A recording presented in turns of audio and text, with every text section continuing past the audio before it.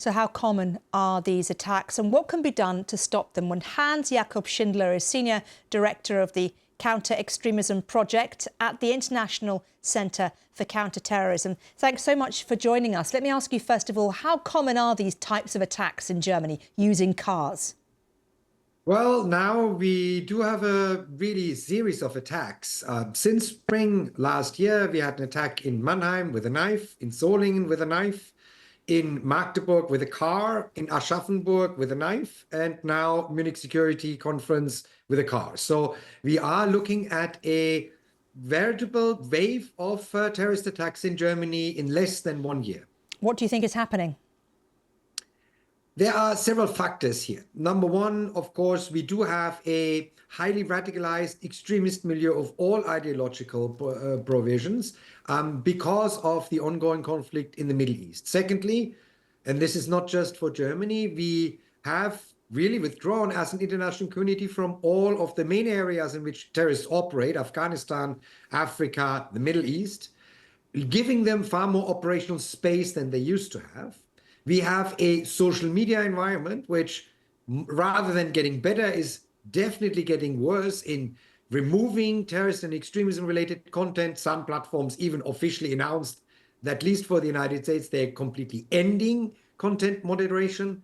And we do have, in Germany, a specifically tightly regulated security services environment in which some of the key aspects of what security services would need to do to look at social media and the cyberspace are legally not possible at this point.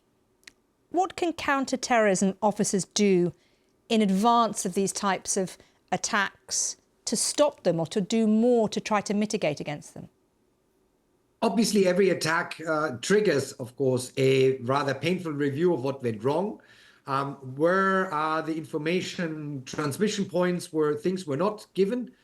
This is a particular case in Magdeburg, but there's also, of course, a review of the physical security measures. But if we hope to solve terrorism through simply physically better protecting demonstrations or gatherings or public places, or simply only by focusing on migration measures, both of which are, of course, necessary to do, then we will not achieve a sustained or a marked improvement in the security situation. It requires all the elements: better migration management, better physical protections, better ability of the security forces to actually monitoring what's going on social media, and a legally binding obligation of the social media platforms to proactively, not retroactively, proactively work with the security services.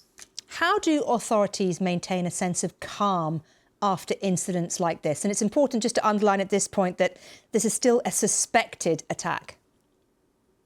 Yes, it's really difficult. I mean, the debate on internal security was really triggered by the attack in Aschaffenburg in January.